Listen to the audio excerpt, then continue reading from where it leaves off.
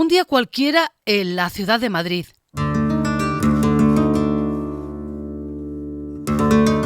Años 20 del siglo pasado.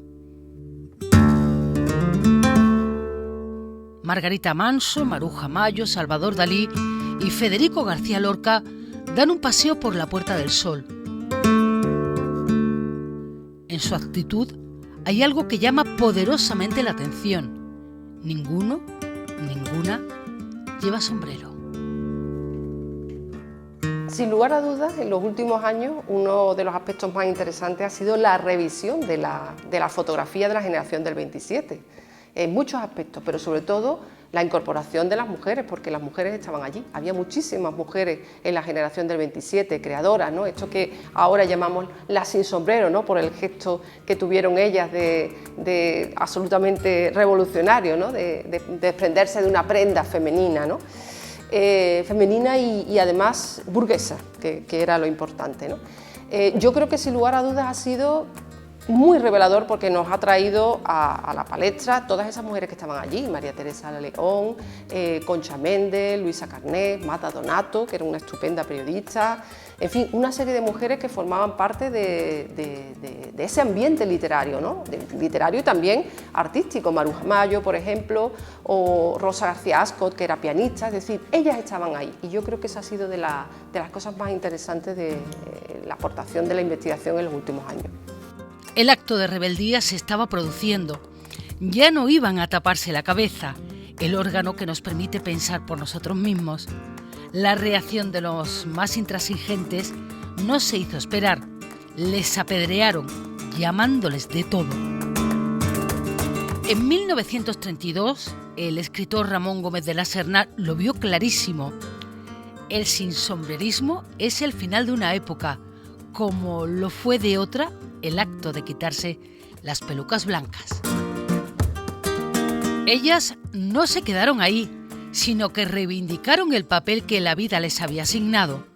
Sus nombres se repiten en publicaciones de la época, ya que escriben libros, hacen reseñas de otras publicaciones y forman parte de una ajetreada vida cultural.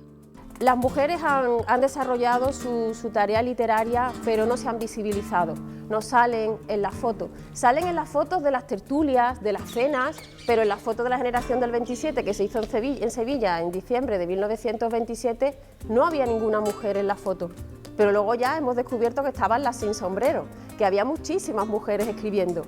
Y es curioso que en el siglo XV, en los cancioneros se invita a dos mujeres solamente, Florencia Pinar y la condesa de Crotón. Y luego en el siglo XX, Gerardo Diego, cuando hace su antología de la generación del 27, en la primera edición no incluye ninguna poeta y en la segunda edición solo a dos, como en el siglo XV, muy significativo, Ernestina de Champusín y Josefina de la Torre. ¿Dónde están las mujeres? ¿En la Real Academia? Se presentan en reuniones donde se habla del papel femenino en todo el mundo, donde ellas aparecen dialogando sobre los problemas sociales y existenciales del ser humano.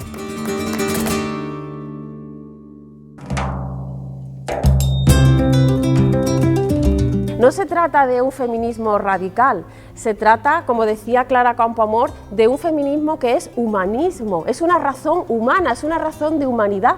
Y como decía Victoria Ocampo o María Zambrano, no se trata de yo más que tú o tú más que yo, se trata de que codo a codo, hombres y mujeres, nos construyamos, nos retroalimentamos y creemos una sociedad mejor y más justa, donde ellas sí estén para, como dice Ana López Navaja, el relato, la historia sea más verdadera y más real.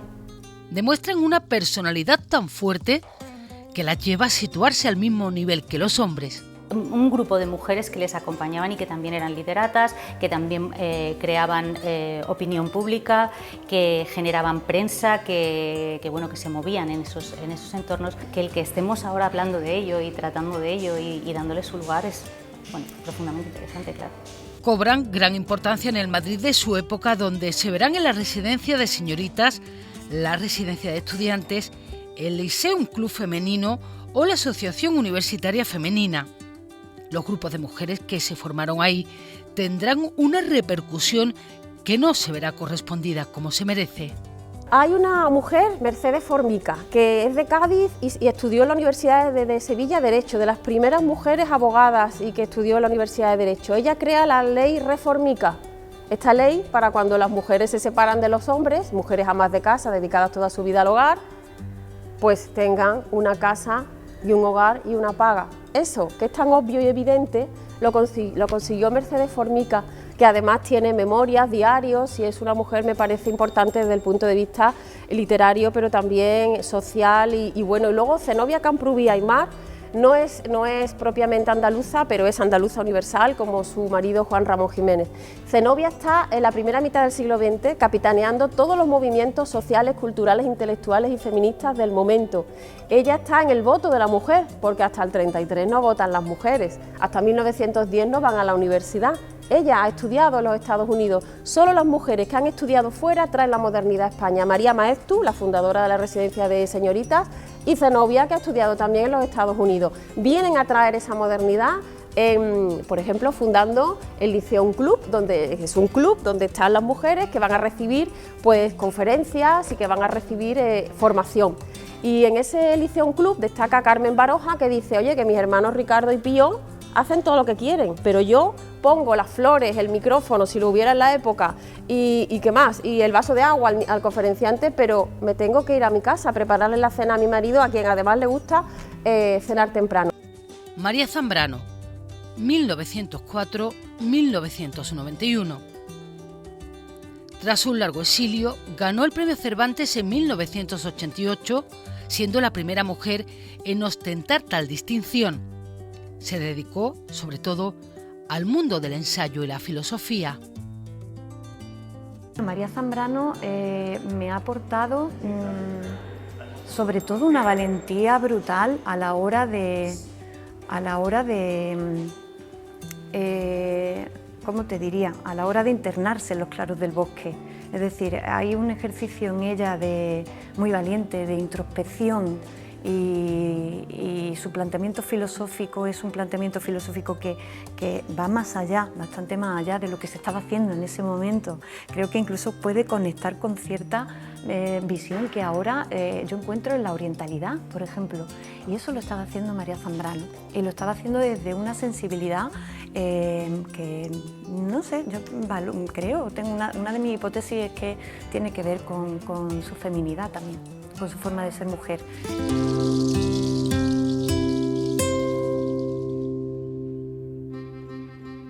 Elena Fortún fue una conocida escritora de narraciones de literatura infantil y juvenil. Ha pasado a la historia como la creadora del famoso personaje de Celia. María Teresa León, 1903-1988. Se educó en un ambiente culto e ilustrado. En 1932 contrajo matrimonio civil con Rafael Alberti. Tuvo que enfrentarse con críticas y convenciones sociales. Josefina de la Torre, 1907-2002. Aparte de poeta y novelista, fue cantante lírica y actriz. Participó junto a Ernestina de Champforsin en la antología de Gerardo Diego de 1934. Ernestina de Champforsin, 1905-1999. Podría catalogarse su vida intelectual como auténticamente feminista, ya que hizo todo lo posible para que se reconociera su valor tanto en el mundo cultural como en el intelectual. Rosa Chacel, 1898-1994. Su escritura abarca multitud de géneros: novelas, cuentos, poesía, ensayo y memorias. Vivió en el extranjero antes de exiliarse y no volvió a España hasta 1973, becada por la Fundación Juan March. Carmen Conde, 1907-1996. Si en 1931 fundó junto a su marido la Universidad Popular de Cartagena, en 1978 fue elegida la primera mujer en formar parte de la Real Academia Española de la Lengua. Junto a ellas, algunas mujeres van apareciendo. Entre las mujeres del 27, ¿no? las llamadas sin sombrero, hay una mujer que a mí me llama la atención poderosamente, ¿no? Que es Lucía Sánchez Saornil, que tuvo una vida muy complicada por venir de una familia humilde, por su condición de lesbiana, de la que tuvo que ocultarse. Ella hubo una temporada de su vida que vivía con su pareja, pero haciéndola pasar por su prima. Una mujer muy comprometida con la política, que fue expulsada de su trabajo precisamente por ser del Partido Comunista, ¿no?